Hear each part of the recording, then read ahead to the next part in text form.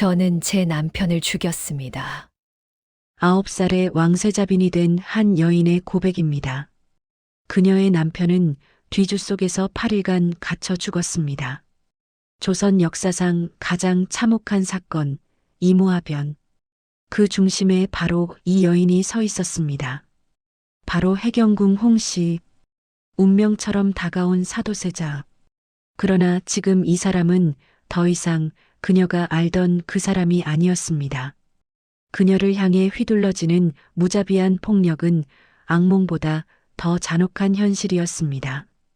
세손의 어미로서, 한 나라의 빈으로서 그녀는 생존을 위한 잔혹한 선택의 기로에 서 있었습니다. 그의 광증은 왕실의 존엄과 안녕을 위협하는 지경에 이르렀습니다. 남편을 지킬 것인가? 아니면 아들과 이 나라의 종사를 지킬 것인가? 과연 그녀는 어떤 선택을 할 수밖에 없었을까요? 완벽했던 남편은 어떻게 괴물이 되어버린 걸까요? 남편과 아들, 그 선택의 기로에 놓인 해경궁 홍씨의 슬픈 이야기를 들려드리겠습니다. 그녀의 이름은 홍씨였습니다. 평화로운 양반 가문에서 태어난 평범한 소녀. 어머니의 품에서 언니들과 함께 규수다운 삶을 살았습니다. 그네를 타고 자수를 놓고 가족들과 웃으며 지냈습니다. 그런 그녀에게 운명의 운명이 뒤바뀐 건 9살이 되던 해였습니다. 1744년 조선 왕실에서 세자빈 간택이 시작되었습니다. 삼간택. 전국의 양반 규수들을 대상으로 3번의 엄격한 선발을 거치는 절차였습니다. 초간택에서 수십 명이 선발됩니다.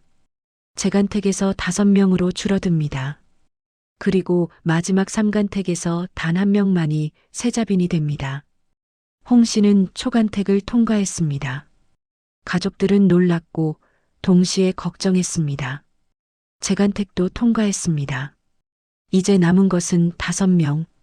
그중 1명이 될 확률은 5분의 1이었습니다. 그리고 3간택의 날이 왔습니다. 궁궐대전안. 영조 임금과 중전마마 그리고 수많은 대신들이 지켜보는 가운데 5명의 소녀가 일렬로 섰습니다. 9살 홍씨는 떨리는 손을 꼭 쥐었습니다. 심장이 터질 듯 뛰었습니다. 식은땀이 흘렀습니다. 영조 임금의 손이 한 소녀를 가리켰습니다. 저 아이로 하라. 9살 홍씨였습니다. 그 순간 소녀의 운명은 완전히 바뀌었습니다. 이제 그녀는 조선의 세자빈이 되었습니다. 간택된 그날부터 홍씨의 삶은 송두리째 달라졌습니다. 가족과 이별해야 했습니다. 친정집 대문을 나서는 순간 어린 홍씨는 어머니를 뒤돌아봤습니다. 어머니는 눈물을 흘리며 손을 흔들었습니다. 궁궐로 가는 가마안. 소녀는 혼자였습니다. 궁궐에 도착한 첫날 밤. 사방이 높은 담장이었습니다. 차갑게 빛나는 기와 지붕들, 끝없이 이어진 복도와 방들, 낯선 얼굴의 궁녀들과 상궁들, 모두가 그녀를 빤히 쳐다봤습니다. 이 어린 것이 세자빈이라니. 수군거리는 소리들이 귓가에 맴돌았습니다. 의심과 평가의 시선들이 사방에서 쏟아졌습니다. 어린 홍씨는 그저 고개를 숙인 채 서 있을 수밖에 없었습니다. 그날부터 혹독한 교육이 시작되었습니다. 걷는 법, 앉는 법, 고개 숙이는 각도, 말하는 속도와 높낮이, 옷 입는 순서, 수저드는 법, 차 마시는 법, 모든 것에 규칙이 있었습니다. 한치의 실수도 용납되지 않았습니다. 상궁들의 매서운 눈초리가 항상 그녀를 따라다녔습니다. 조금이라도 잘못하면 즉시 지적이 날아왔습니다. 9살 소녀에게는 너무 가혹한 일과였습니다. 새벽부터 밤까지 이어지는 교육, 경서 암송, 궁중 예법, 침선, 자수, 쉴 틈이 없었습니다. 매일 밤 홍씨는 홀로 이불을 뒤집어 쓰고 울었습니다. 하지만 울음소리조차 밖으로 새어나가선 안 됐습니다.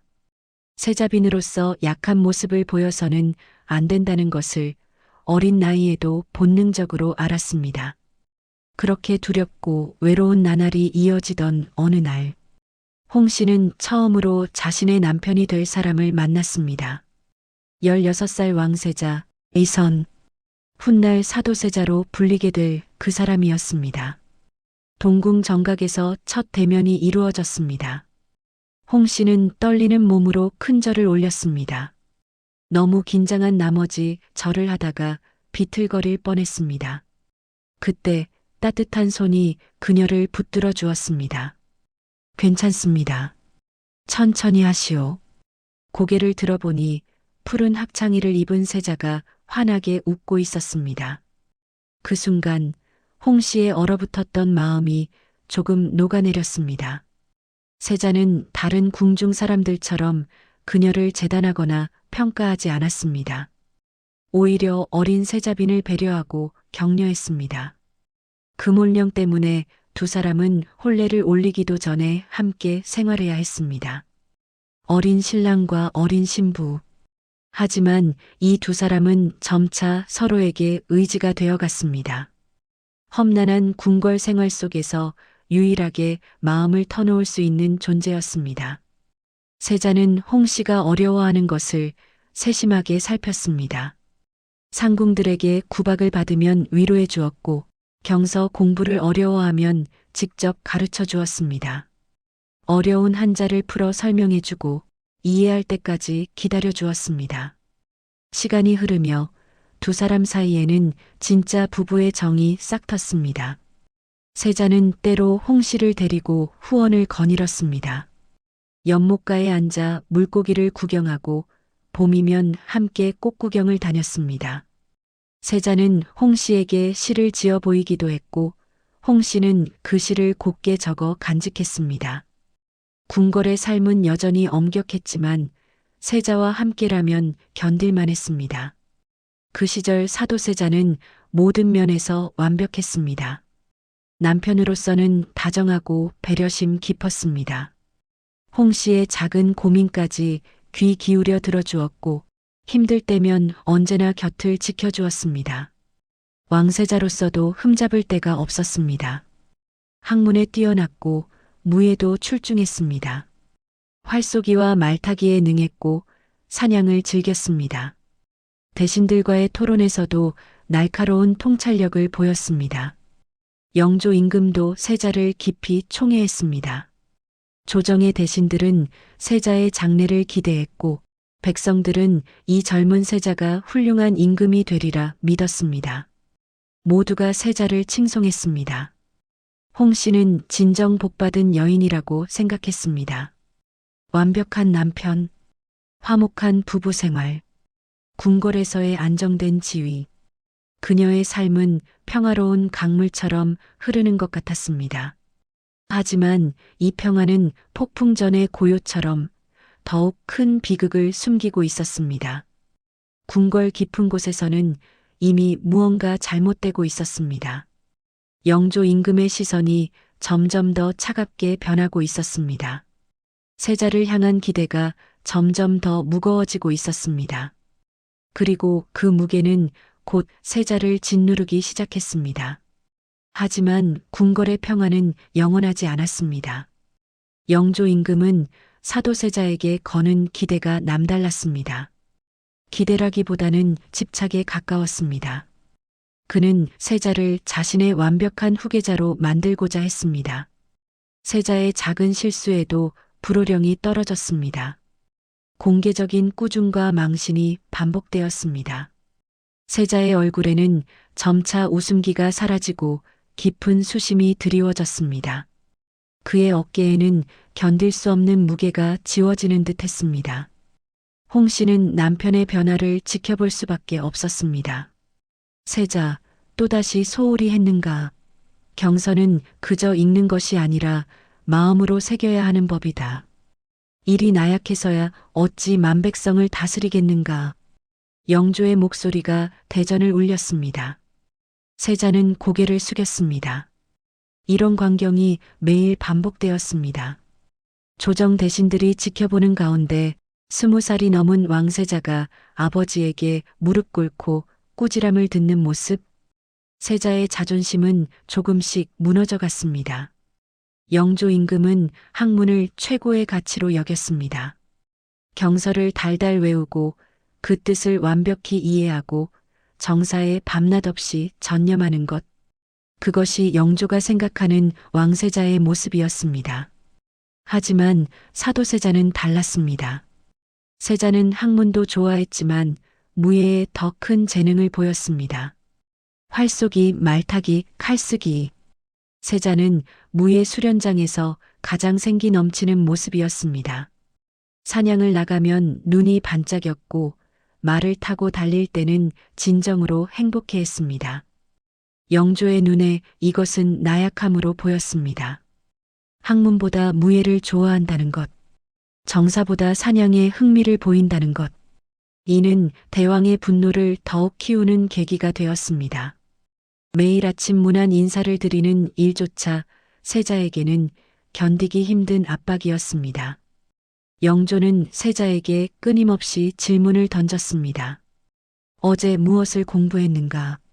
어떤 책을 읽었는가? 정사에서 어떤 판단을 내렸는가? 세자의 대답이 영조 마음에 들지 않으면 그 자리에서 질책이 시작되었습니다. 아버지의 차가운 시선과 날카로운 질책은 세자를 조금씩 궁지로 몰아넣었습니다. 홍 씨는 남편이 문안을 다녀오는 모습을 보며 가슴이 찢어졌습니다. 창백한 얼굴, 떨리는 손, 식은 땀. 세자는 점점 문안 인사 자체를 두려워하기 시작했습니다. 밤마다 세자는 악몽에 시달렸습니다. 다음 날 아침이 오는 것이 두려웠습니다. 어느 날 영조 임금은 세자에게 대리청정을 명했습니다. 대리청정, 왕을 대신해 나라를 다스리는 막중한 책임이었습니다. 이는 기회이자 동시에 거대한 부담이었습니다. 세자가 자신의 능력을 증명할 수 있는 기회, 아버지에게 인정받을 수 있는 마지막 기회였습니다. 세자는 이를 악물고 정사에 매진했습니다. 처음에는 정말 잘 해냈습니다.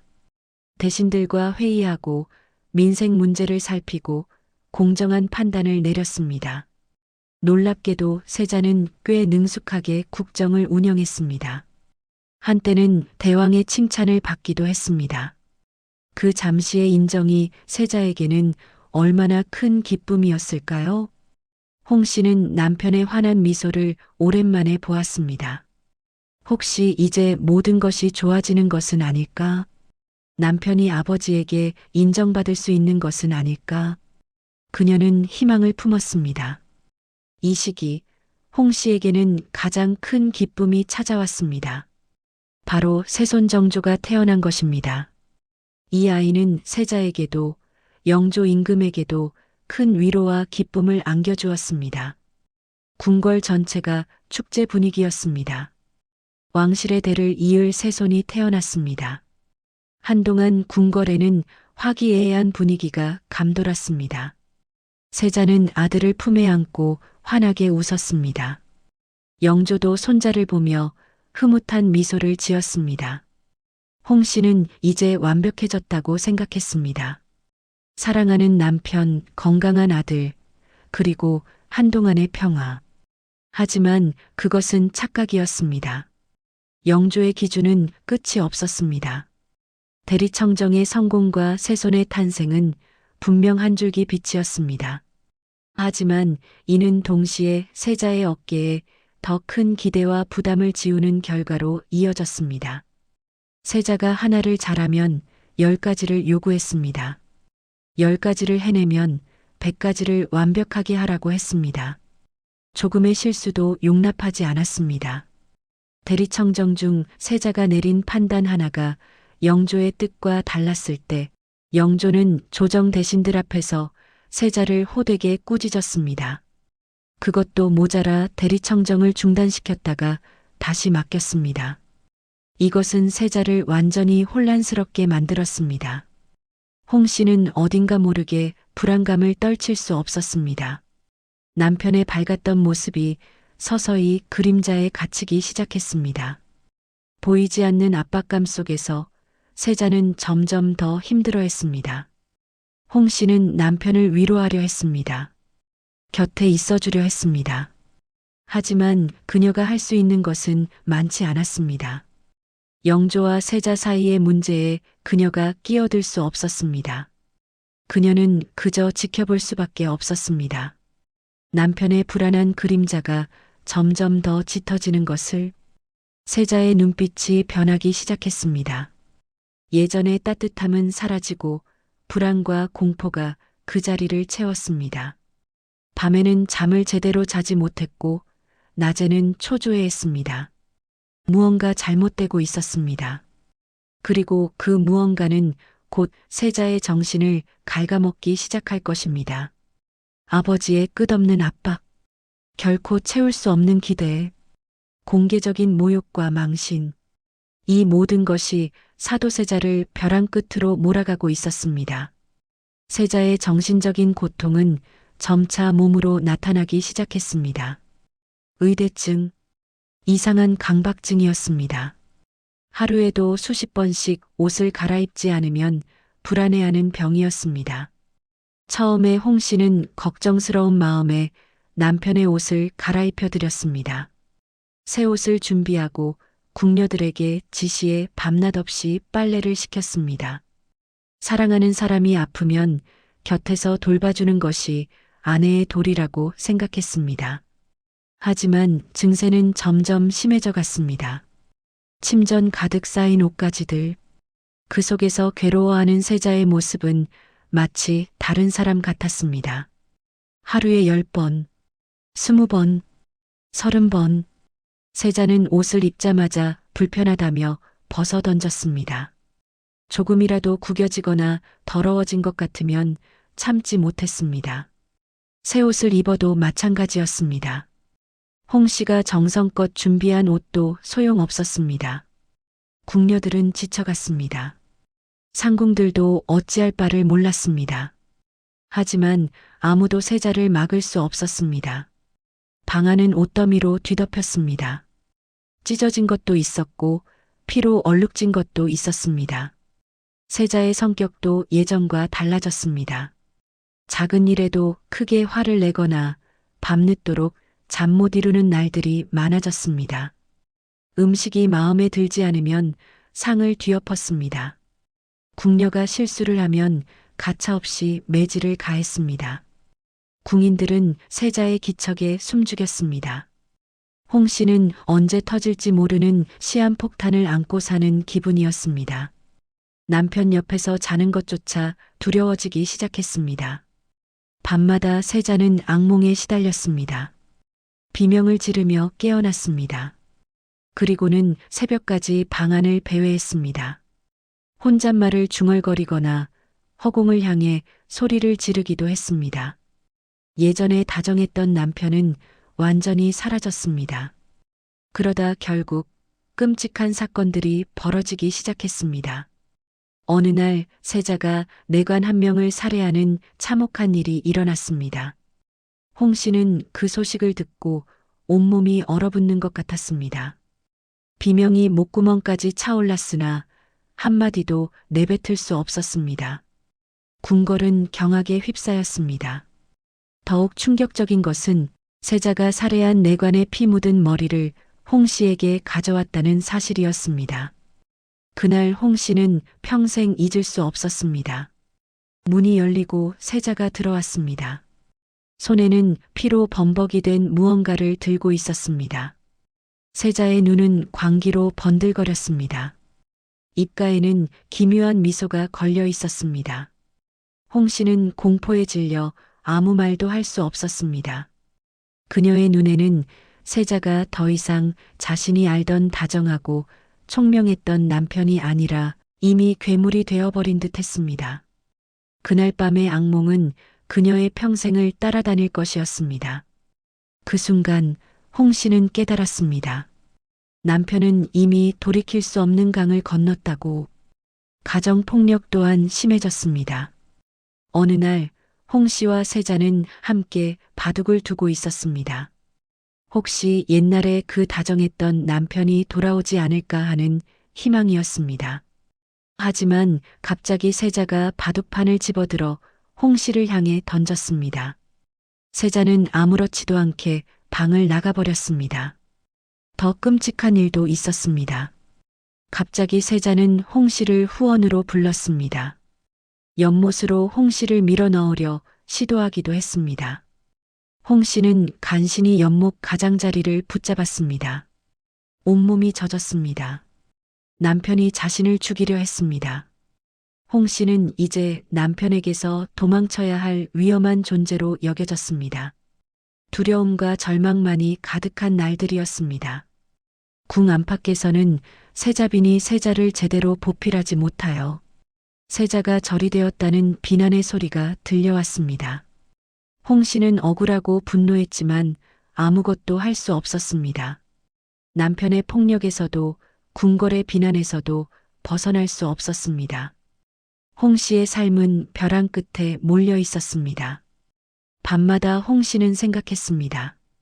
차라리 죽는 것이 나을까?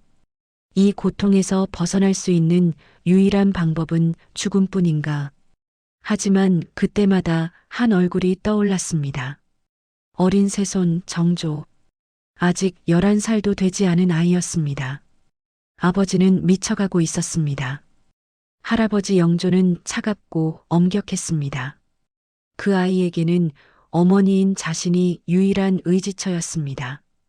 홍 씨는 이를 악물었습니다. 아들을 위해서는 살아남아야 합니다. 하지만 상황은 점점 더 악화되었습니다. 세자의 광증은 이제 국가와 왕실의 안위를 위협하는 지경에 이르렀습니다. 홍 씨는 더 이상 이 모든 것을 외면할 수 없었습니다. 세자가 급기야 영조대왕을 해하려 시도하는 상황까지 발생했습니다. 이 소식을 들었을 때 홍 씨는 온몸의 피가 식는 것을 느꼈습니다. 영모. 그 단어가 머릿속을 맴돌았습니다. 만약 세자가 영조대왕을 해친다면 이는 영모가 됩니다. 조선의 종사는 물론 그녀의 아들 세손 정조 또한 역적의 아들로 몰려 비극을 맞이하게 될 것이었습니다. 아내로서 남편을 지켜야 할 의무, 어머니로서 아들을 지켜야 할 책임, 이 두 가지 사이에서 홍 씨는 갈갈이 찢기는 고통을 겪었습니다. 그녀의 심장은 끊임없이 피를 토하는 듯 했습니다. 밤마다 그녀는 이불을 뒤집어 쓰고 울었습니다. 누구에게도 말할 수 없는 고통이었습니다. 누구도 이 고통을 이해할 수 없을 것 같았습니다. 남편을 사랑했습니다. 9살에 만나 함께 성장한 사람이었습니다. 한때는 그녀의 전부였던 사람이었습니다. 하지만 아들도 지켜야 했습니다. 아직 어린아이였습니다. 무고한 아이가 아버지의 죄로 죽어서는 안 됐습니다. 그때 홍 씨의 친정아버지 홍봉안이 움직였습니다. 홍봉안은 세자의 스승이자 장인이었습니다. 오랫동안 세자를 보필해온 사람이었습니다. 하지만 이 비극 앞에서 홍봉안은 사위의 안위보다는 가문과 세손의 미래를 택하는 냉철한 현실 정치가의 모습을 보였습니다. 마마 종사를 지키는 것이 선왕의 뜻이며 어린 세손을 보전하는 것이 또한 마마의 소임이옵니다. 이 나라의 안녕을 위해 결단을 내리셔야 합니다. 홍 씨는 아버지의 말을 듣고 있었지만 머릿속이 텅 빈 것 같았습니다. 아버지는 옳은 말을 하고 있었습니다. 현실적으로, 정치적으로 올바른 판단이었습니다. 하지만 그녀의 마음은 더욱 복잡해졌습니다. 사랑과 의리, 현실과 명분, 그 사이에서 모두가 고뇌하고 있었습니다. 아버지조차 남편을 구할 생각이 없다는 것. 그것이 홍 씨를 더욱 외롭게 만들었습니다. 가장 충격적인 것은 세자의 생모이신 영빈 이 씨의 결정이었습니다. 친어머니라면 아들을 끝까지 감싸줄 것이라고 생각했습니다. 어떤 상황에서도 자식을 지키는 것이 어머니라고 믿었습니다. 하지만 영빈 이 씨는 직접 영조에게 아들을 대처분해야 한다는 상언을 올렸습니다. 홍 씨는 그 소식을 듣고 숨이 멎는 줄 알았습니다. 영빈 이 씨의 비통함은 상상을 초월하는 것이었습니다. 자신의 살을 찢어내는 듯한 고통이 그녀의 얼굴에 그대로 드러나 있었습니다. 하지만 그녀는 그렇게 결정했습니다. 홍 씨는 그 모습을 보며 전율했습니다. 친어머니조차 아들을 포기했습니다. 홍 씨는 비참한 현실 앞에서 무릎을 꿇었습니다. 남편을 포기하지 않으면 아들도 조선의 미래도 없었습니다. 아버지도 시어머니도 조정의 대신들도 모두 같은 결론을 내렸습니다. 세자는 죽어야 한다고. 하지만 홍 씨는 그 결정을 내릴 수 없었습니다. 어떻게 남편을 버릴 수 있을까요? 어떻게 그 사람의 죽음을 방관할 수 있을까요? 남편을 사랑했던 9살 소녀의 마음은 이미 산산조각 났습니다. 그 다정했던 미소, 함께 경서를 읽던 시간들, 바둑을 두며 웃던 순간들, 모든 것이 주마등처럼 스쳐 지나갔습니다. 하지만 어머니로서 아들을 지켜야 한다는 강렬한 본능이 홍 씨를 지배했습니다. 온몸의 세포 하나하나가 아들을 살려야 한다고 외치고 있었습니다. 11살 새손 정조. 아직 너무 어린 아이였습니다. 아버지의 광증을 이해할 수도 없는 나이였습니다.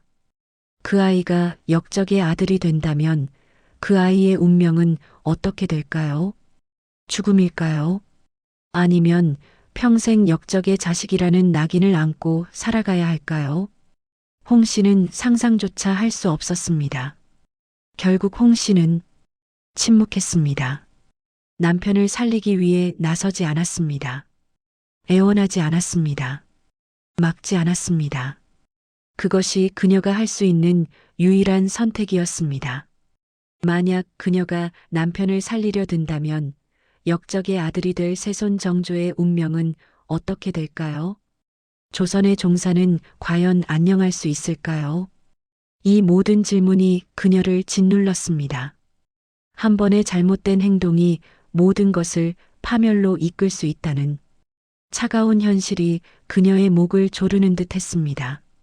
그 결정은 그녀의 평생을 짓누르는 굴레가 될 것이었습니다. 남편을 버렸다는 죄책감, 냉혹한 여인이라는 비난, 그리고 그 선택이 과연 옳았는지에 대한 끝없는 의문. 홍 씨는 이 모든 것을 안고 살아가야 할 것입니다.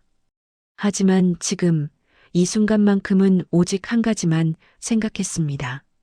아들을 지켜야 한다고, 새손 정조를 살려야 한다고, 그것만이 그녀가 할 수 있는 일이었습니다. 궁궐은 이제 이모하변이라는 조선 역사상 가장 참혹한 비극을 향해 치달아가고 있었습니다. 그리고 홍 씨는 그 한가운데에서 모든 것을 지켜봐야만 했습니다. 이모년 1762년 홍 씨의 삶을 송두리째 뒤흔들었던 비극적인 이모하변이 일어났습니다. 이미 세자의 광증은 통제 불능 상태였습니다. 궁궐은 언제 터질지 모르는 시한폭탄과 같았습니다. 영조 대왕과 조정 신료들은 더 이상 상황을 방치할 수 없다고 판단했습니다. 궁궐 전체가 마치 거대한 심장이 발작하는 듯한 혼란과 공포에 휩싸였습니다. 영조 대왕의 비통한 명이 떨어졌습니다. 세자를 뒤주에 가두라. 그 말을 들은 순간 홍 씨는 온몸이 무너지는 것 같았습니다. 뒤주. 그것은 죽음을 의미했습니다. 홍 씨는 그 자리에 서서 움직일 수 없었습니다. 제가 9살에 만나 18년간 함께했던 저의 지아비가 끔찍한 뒤주 속에서 죽음을 기다려야 하는 상황에 놓인 것입니다. 홍 씨의 심장은 갈기갈기 찢어지는 듯 했습니다. 뒤주 주변에는 근위병들이 삼엄하게 서 있었습니다. 그 차가운 나무 상자는 홍 씨에게 관처럼 보였습니다. 홍 씨는 멀리서 그 광경을 지켜봤습니다. 가까이 갈 수 없었습니다. 남편을 살리기 위해 애원하고 싶었습니다. 세자의 이름을 부르며 무릎 꿇고 빌고 싶었습니다. 대왕마마께 용서를 구하고 싶었습니다. 하지만 홍 씨의 입은 떨어지지 않았습니다. 그녀는 세손의 어머니였습니다. 한 나라의 빈이었습니다. 개인적인 감정으로 움직여서는 안 되는 자리였습니다. 친정아버지 홍봉안도 침묵했습니다. 그는 사위의 죽음을 막기보다 자신과 가문이 아니 그리고 세손의 미래를 선택했습니다. 조정 대신들도 침묵했습니다. 세자의 생모 영빈 이 씨도 이미 아들을 포기했습니다. 모든 이들이 잔혹한 현실 앞에서 각자의 생존을 위한 선택을 할 수밖에 없었습니다. 그녀는 그저 돌처럼 굳어져 멀리서 이 참혹한 광경을 지켜볼 수밖에 없었습니다.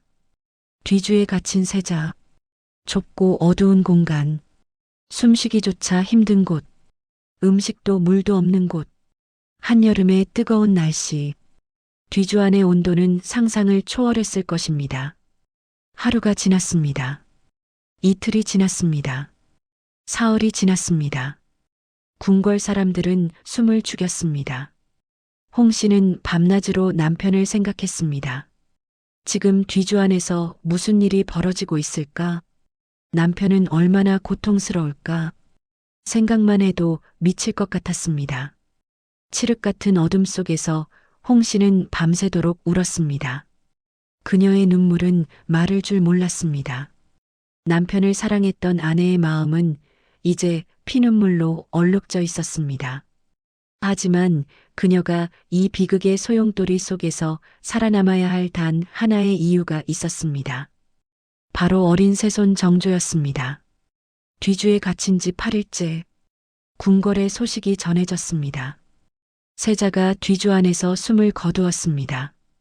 홍 씨는 그 소식을 듣고 그 자리에 주저앉았습니다. 세상이 무너지는 것 같았습니다. 모든 것이 끝났습니다. 그녀의 지아비 사도세자가 죽었습니다. 홍 씨는 아무 말도 할 수 없었습니다. 비명을 지르고 싶었습니다. 하지만 그럴 수 없었습니다. 그녀는 세자빈이었습니다. 궁궐의 법도를 지켜야 했습니다. 더욱이 남편은 영모를 꾀한 죄인으로 죽었습니다. 그를 애도하는 것조차 조심스러웠습니다. 홍 씨는 그저 입술을 깨물며 참을 수밖에 없었습니다. 홍 씨는 그 아이의 미래를 위해 모든 것을 포기해야만 했습니다. 남편을 살리지 못했습니다. 아니, 살리려 하지 않았습니다. 그것이 그녀가 내린 선택이었습니다. 과연 이 참혹한 현실을 어떻게 견뎌내야 할까요? 이 고통 속에서 홍 씨는 살아있는 지옥을 경험하고 있었습니다. 남편을 버렸다는 죄책감, 그리고 그의 비참한 최후에 대한 기억은 평생 그녀를 옥죄는 그림자처럼 따라다닐 것입니다. 하지만 지금은 눈물조차 흘릴 수 없었습니다. 세손 정조를 지켜야 했습니다. 그것만이 이 모든 고통을 견디는 이유였습니다. 남편의 죽음 앞에서도 그녀는 무너질 수 없었습니다.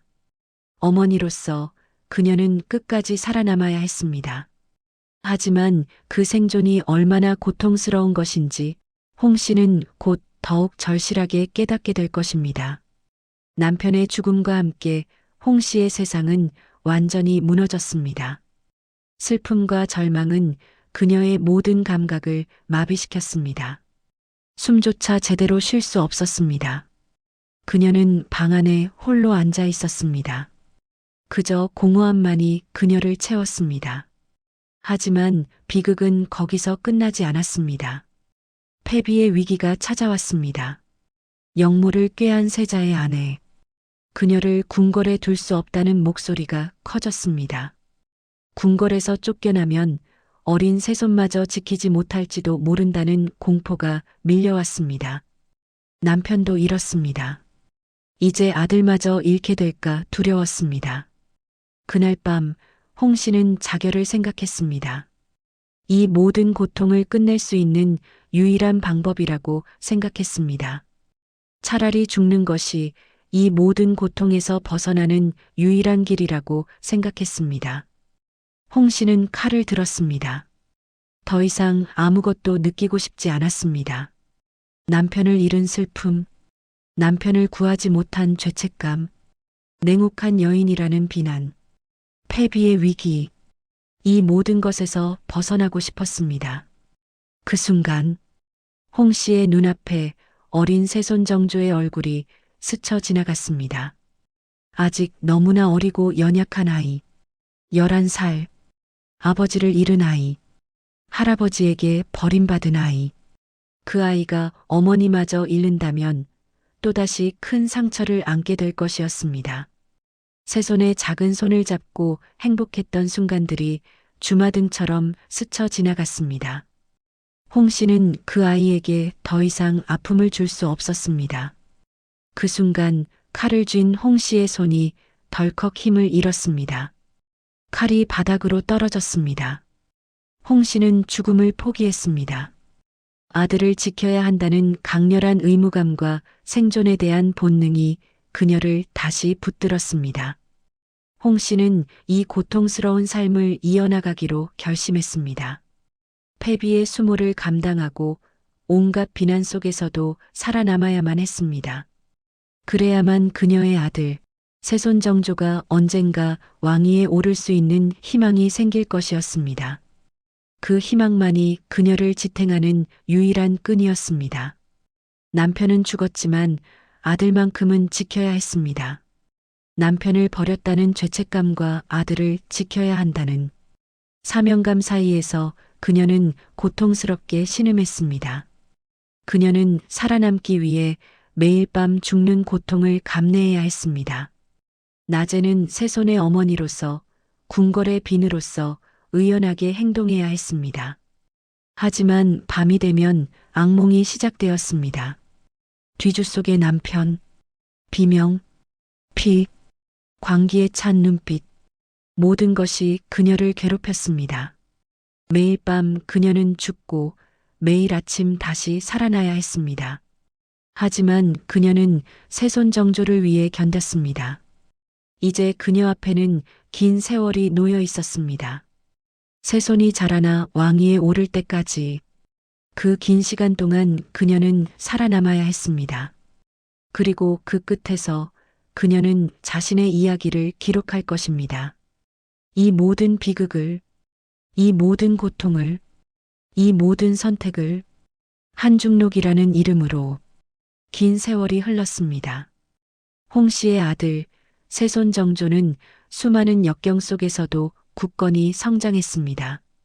그리고 마침내 조선의 22대 왕위에 올랐습니다. 그녀의 모든 고통과 희생이 결실을 맺는 순간이었습니다. 아들이 왕이 된 날, 홍 씨는 말할 수 없는 감격과 함께 쓰디쓴 슬픔을 느꼈습니다. 어마마마 소자가 마침내 왕위에 올랐사옵니다. 아바마마의 억울함을 풀고 백성을 위한 정치를 펼치겠나이다. 정조는 어머니 앞에서 다짐했습니다. 그래, 내 아들아. 장하구나. 홍 씨는 아들을 바라보며 눈물을 흘렸습니다. 아들을 지켜냈습니다. 아들을 왕으로 만들었습니다. 하지만 그 대가는 너무나 컸습니다. 그러나 홍 씨의 개인적인 삶은 결코 해피엔딩이 아니었습니다. 남편을 지키지 못했다는 죄책감, 그리고 그의 비참한 최후에 대한 기억은 평생 그녀를 옥죄는 그림자처럼 따라다녔습니다. 정조는 즉위 후 아버지 사도세자의 명예를 회복하기 위해 노력했습니다. 한중록, 그 안에 그녀가 겪었던 모든 비극과 고통, 그리고 그 안에서 살아남아야 했던 이유를 담았습니다. 조선 왕실의 가장 비극적인 사건을 증언하는 생존자의 기록이었습니다. 홍 씨는 죽음보다 더한 고통을 겪으면서도 기어이 살아남아 이 이야기를 전하는 증인이 되었습니다. 그녀는 남편을 버린 냉혹한 여인이라 불렸습니다. 하지만 진실은 달랐습니다. 그녀는 아들을 지키기 위해, 조선의 종사를 지키기 위해 가장 잔혹한 선택을 할 수밖에 없었던 어머니였습니다. 해경궁 홍 씨, 남편을 버린 여인인가 시대를 살아낸 어머니인가? 이 질문에 정답은 없을지도 모릅니다. 하지만 한 가지는 분명합니다. 그녀는 구조적 약자로서, 여성으로서, 어머니로서 주어진 최악의 상황 속에서 최선의 선택을 했습니다. 그리고 그 선택의 무게를 평생 짊어지고 살았습니다. 이 이야기를 통해 우리는 무엇을 봐야 할까요? 한 여인의 비극? 혹은 어머니의 위대한 희생? 당신이라면 어떤 선택을 했을까요? 그리고 그 선택을 평생 짊어지고 살 수 있을까요? 이것이 해경궁 홍 씨가 한중록을 통해 우리에게 남긴 마지막 질문입니다.